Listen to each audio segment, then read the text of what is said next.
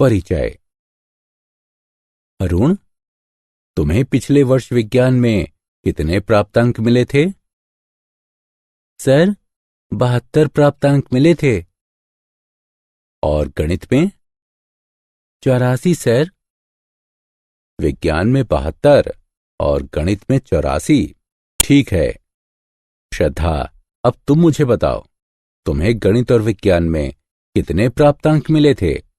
Sir, मुझे विज्ञान में 86 और गणित में 85 प्राप्तांक मिले थे। ठीक है, विज्ञान में 86 और गणित में 85। प्रतीक, अब तुम मुझे बताओ। सर, विज्ञान में 67 और गणित में 72। ठीक है। क्या तुम देख सकते हो कि मैंने तुम्हारे प्राप्तांकों को इस कोष्ठक में लिखा है? ये क्या दर्शाता है? कोई भी एक बताओ। ठीक है, मैं ही बता देता हूं। ये आव्यूह के रूप को दर्शाता है। आज हम जानेंगे कि आव्यूह और उसकी संक्रियाएं क्या होती हैं। तो आओ शुरू करते हैं। उद्देश्य। इस पाठ के अंत में आप निम्न करने में सक्षम हो जाएंगे। आव्यूह को परिभाषित करना, आव्यूह की कोटि की व्याख्या करना, विभिन्न प्रकार के आव्यूहों को लिखना, शून्य आव्यूह को परिभाषित करना, आव्यूह की समानता को समझना, आव्यूह के योग को समझना, आव्यूह की परिभाषा। एक आव्यूह स्तंभों तथा पंक्तियों में आंकड़ों को व्यवस्थित करने का एक तरीका है। एक आव्यूह को कोष्ठकों के भीतर लिखा जाता है। एक आव्यूह के प्रत्येक पद को एक प्रविष्टि कहा जाता है। इस आव्यूह की तरफ देखिए। इसमें 2 पंक्तियां तथा 3 स्तंभ हैं। निम्न आव्यूह की प्रविष्टियां हैं 2 घटा 5, 10 घटा 4, 19 और 4। आव्यूह की कोटि।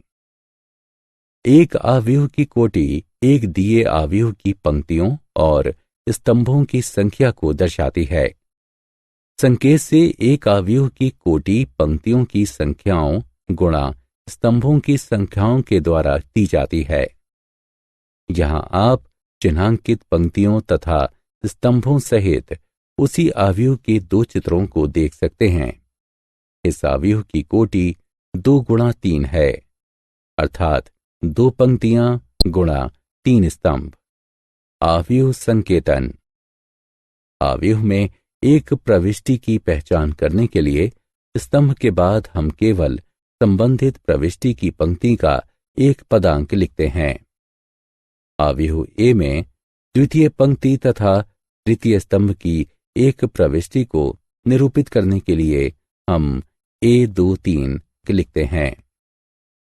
A23 पंक्ति संख्या 2 तथा स्तंभ संख्या 3 इंगित करता है। स्तंभ और पंक्ति आव्यूह। स्तंभ आव्यूह यानी कॉलम मैट्रिक्स। आव्यूह जिसमें केवल एक स्तंभ होता है स्तंभ आव्यूह कहलाता है। स्तंभ आव्यूह का उदाहरण। ए बराबर स्तंभानुसार 21, 17, 9। इस आव्यूह में 3 पंक्तियां हैं, किंतु केवल एक स्तंभ है, अतः यह एक स्तंभ आव्यूह है। इसकी कोटि 3 गुणा 1 है। पंक्ति आव्यूह यानी रो मैट्रिक्स। एक आव्यूह को पंक्ति आव्यूह कहा जाता है यदि उसमें केवल एक पंक्ति हो। उदाहरणार्थ, पंक्ति अनुसार 3, 5, 1 एक पंक्ति आव्यूह है क्योंकि इसमें केवल एक पंक्ति है। वर्ग आव्यूह तथा विकर्ण आव्यूह। वर्ग आव्यूह। एक m गुणा n आव्यूह ए को वर्ग आव्यूह कहा जाता है यदि m बराबर n हो, यानी पंक्तियों की संख्या बराबर स्तंभों की संख्या हो। उदाहरणार्थ 3 गुणा 3 कोटि वाला ए एक वर्ग आव्यूह है। विकर्ण आव्यूह। एक विकर्ण आव्यूह में विकर्ण के ऊपर तथा नीचे के सभी अवयव शून्य होते हैं। उदाहरणार्थ बी एक विकर्ण आव्यूह है। अदिश तथा तत्समक आव्यूह। अदिश आव्यूह। एक विकर्ण आव्यूह जिसमें विकर्ण के सभी अवयव समान होते हैं अदिश आव्यूह कहलाता है। इस आव्यूह को देखें, यह एक समान विकर्ण अवयवों वाला विकर्ण आव्यूह है, अर्थात 7। अतएव यह एक अदिश आव्यूह है। तत्समक आव्यूह। एक वर्ग आव्यूह जिसके विकर्ण के सभी प्रमुख अवयव एक होते हैं तथा शेष अन्य सभी अवयव शून्य होते हैं, तत्समक आव्यूह कहलाता है। तत्समक आव्यूह को इकाई आव्यूह अथवा प्रारंभिक आव्यूह भी कहा जाता है। तत्समक आव्यूह को शब्द in गुणा n से निरूपित किया जाता है, जहां n गुणा n आव्यूह की कोटि को दर्शाता है। शून्य आव्यूह। एक शून्य आव्यूह अथवा रिक्त आव्यूह वो है जिसमें सभी अवयव शून्य होते हैं। यहां पर एक 3 गुणा 3 शून्य आव्यूह है। शून्य आव्यूह के 3 और उदाहरण इस प्रकार हैं। शून्य आव्यूह को O से निरूपित किया जाता है। आव्यूह की समानता। दो आव्यूह एक समान होते हैं यदि उनकी कोटि समान हो तथा संगत अवयव समान हो। दूसरे शब्दों में कहते हैं कि A n गुणा m बराबर aij तथा bp गुणा q बराबर bij, तब a बराबर b है। यदि और केवल यदि n बराबर p m बराबर q तथा परिसर में सभी i और j के लिए aij बराबर bij हों। आव्यूह p तथा q समान हैं। यहां दो अवयव हैं, यद्यपि जिनके अवयव समान हैं जो कि बराबर नहीं हैं। समान आव्यूह के उदाहरण। दिया गया है कि निम्नलिखित आव्यूह समान हैं। x, y तथा z का मान ज्ञात कीजिए। दो आव्यूहों के लिए उनका परिमाण तथा आकार समान होना चाहिए तथा उन्हीं स्थानों पर वही मान होने चाहिए। यह हम कह सकते हैं a1 1 b1 1 के बराबर होना चाहिए, a1 2 b1 2 के बराबर होना चाहिए तथा इसी प्रकार आगे भी।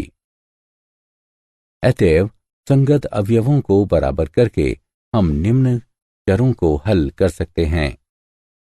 x जमा 3 बराबर 6, x बराबर 3, y बराबर घटा 1, z घटा 3 बराबर 4, z बराबर 7। आव्यूह का योगफल। आव्यूह का योगफल सभी संगत प्रविष्टियों के योग द्वारा दो आव्यूहों को जोड़ने की संक्रिया है। दो आव्यूहों को जोड़ा जा सकता है यदि उनकी कोटियां समान हो, अर्थात उनके स्तंभों तथा पंक्तियों की संख्या समान हो। आइए इन आव्यूहों को जोड़ते हैं। हमें प्रविष्टियों के युग्मों को जोड़ना होता है तथा फिर अंतिम उत्तर के लिए सरलीकृत करना होता है। पंक्ति अनुसार पहली पंक्ति 0 1 2, दूसरी पंक्ति 9 8 7 जमा पंक्ति अनुसार पहली पंक्ति 6 5 4, दूसरी पंक्ति 3 4 5। अतः इसी तरह इसे आगे हल करने पर हमें पंक्ति अनुसार पहली पंक्ति 6 6 6, दूसरी पंक्ति 12 12 12 प्राप्त होता है। क्या आप जानते हैं, यदि a तथा b समान कोटि के नहीं हों तब ए जमा बी परिभाषित नहीं है। उदाहरण के लिए यदि ए बराबर है पंक्ति अनुसार पहली पंक्ति 2 3, दूसरी पंक्ति 1 0, बी बराबर है पंक्ति अनुसार पहली पंक्ति 1 2 3, दूसरी पंक्ति 1 0 1, तब ए जमा बी परिभाषित नहीं है। अवयव का योगफल समान कोटि वाले अवयवों के समुच्चय में बाइनरी यानी द्विआधारी संक्रिया का एक उदाहरण है। सारांश। आइए हमने जो कुछ सीखा है उसे संक्षेप में दोहराएं। एक अवयव फलनों या संख्याओं की एक क्रमित आयताकार सारणी है। एक अवयव जिसमें m पंक्तियां तथा n स्तंभ होते हैं m गुणा n कोटि का अवयव कहलाता है। aij m गुणा एक स्तंभ अवयव है। aij 1 गुणा n एक पंक्ति अवयव है। एक m गुणा n अवयव एक वर्ग अवयव है यदि m बराबर n हो। a बराबर aij m गुणा m एक विकर्ण अवयव है यदि aij शून्य हो, अगर i बराबर ना हो j के। a बराबर aij n गुणा n एक अदिश अवयव है यदि aij बराबर शून्य हो, अगर i बराबर ना हो j के।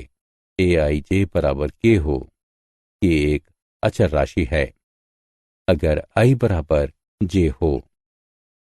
a बराबर aij n गुणा n एक तत्समक अवयव है यदि aij बराबर 1 हो, अगर i बराबर j aij बराबर शून्य हो, अगर i बराबर ना हो j के। एक शून्य अवयव के सभी अवयव शून्य होते हैं